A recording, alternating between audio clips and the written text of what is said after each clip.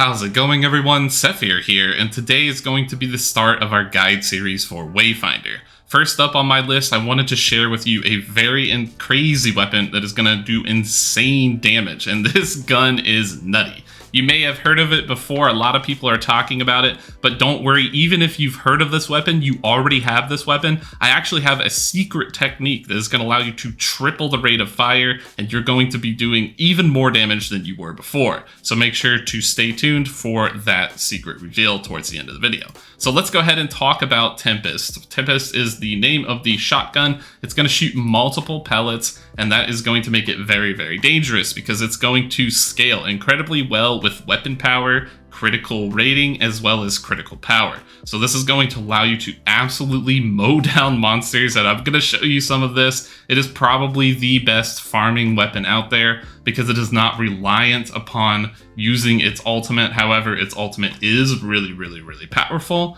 It simply just is built around using auto attacks. So whenever you have a weapon like this, it's going to make it really ideal for getting through situations quickly. And the ultimate is very, very powerful. I don't think this description does it justice, but essentially every time you build up a pip for the ultimate, you're going to fire 2 shots and they do a lot of damage. When I say a lot of damage, I really mean a lot of damage. Like, I'm talking thousands of damage multiple times, and if you can get this thing to 3 charges, it's actually insane. It does so much damage. You can one-shot majority of monsters, and you can definitely put a huge chunk in any boss's life bar. So we're going to talk about a few things with this weapon. I'm going to show you where to get it, where all the components come from, because it is relatively cheap or easy to get compared to some of the other weapons that people like using, like Titan Bane. And we'll talk more about those later in the future with different guides. But we'll go ahead and jump into that. I'm going to show you some of the Tempest in action, so in some actual combat. And then finally, I will reveal my secret technique, which is going to allow you to pretty much triple your damage with the weapon. Alright, here we are at the weapon crafter, and we're going to take a look at Tempest and figure out where to get all of its components so that you can make this weapon. So first off, the Tempest essence is going to be from the Trial of Lingering Light. It's one of the earlier bosses. You're going to go in there and just kind of generally hope that this thing drops. I have seen this drop very bizarrely off of the end monster from some of the portals in the levels, like that Forgotten Emissary. I don't know what's up with his drop table, but sometimes he seems to drop very bizarre things. I wouldn't count on it, so definitely go to the Trial of Lingering Light. That's going to be the best place to get this from. So then that's going to be the core component, the essence. You're going to have 3 other parts that you're going to need to make. And then you're going to be needing a lot of this Remnant Nexus. This is also from the Trial of Lingering Light. So you're going to be able to farm that there while you hopefully get the weapon drop.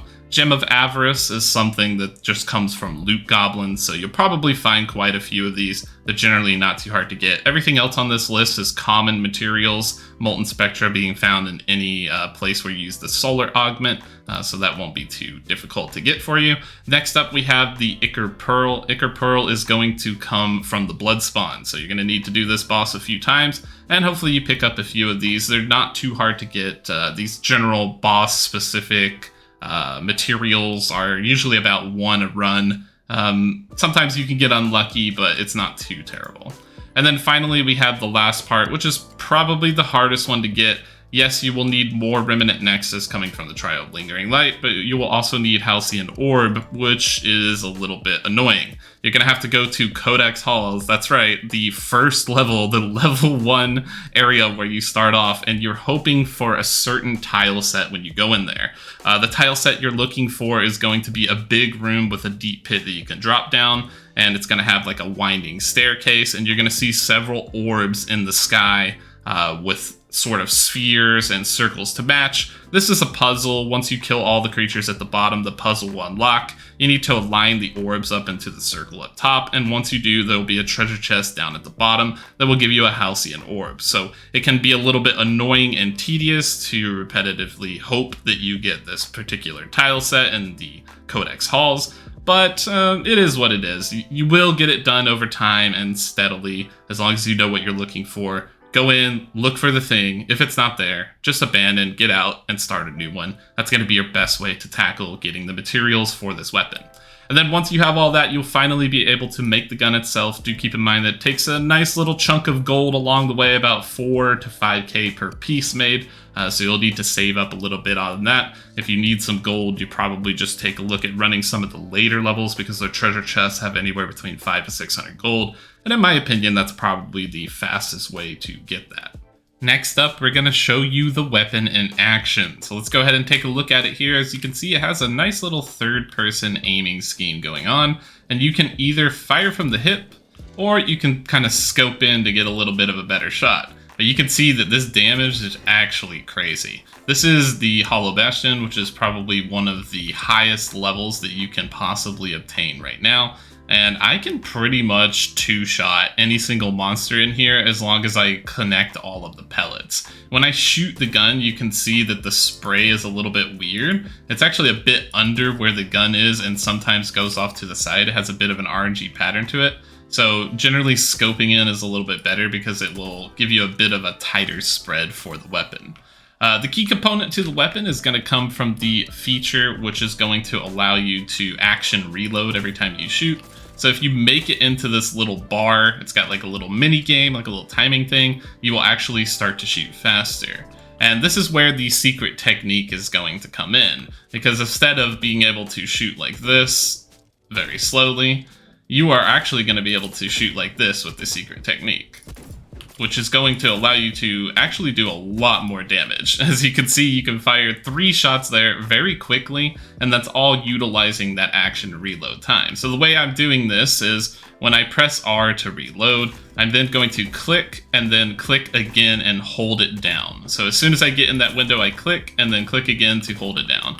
And you can do this while moving, so you can fire from the hip, but you can also do this while scoped in, and it has the same effect. You'll get those quick 3 shots, which is going to increase the damage of this weapon by a lot. So again, it's just going to be hitting the timer, clicking, and then clicking in and holding the timer.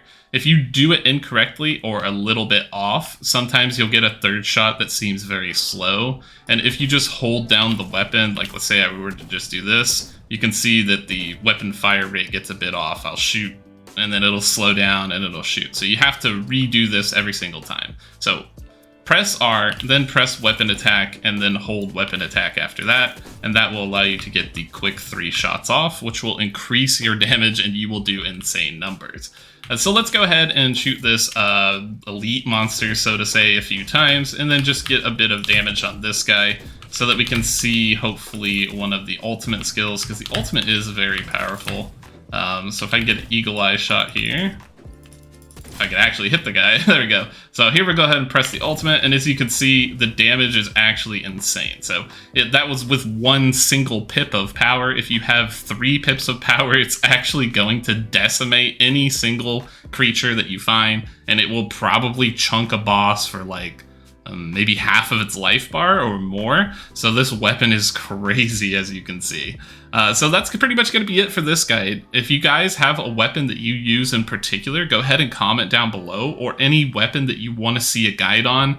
All of these weapons actually have secret techniques where you can sort of like either animation cancel or take advantage of some sort of way that the animations is going. This game has a lot to do with the way your character moves, interfering with your weapon. So cleaning that up a lot of times will result in a ridiculous amount of damage. And there are some weapons that have some even stronger potential than this, and I'll be talking about those in some future guides.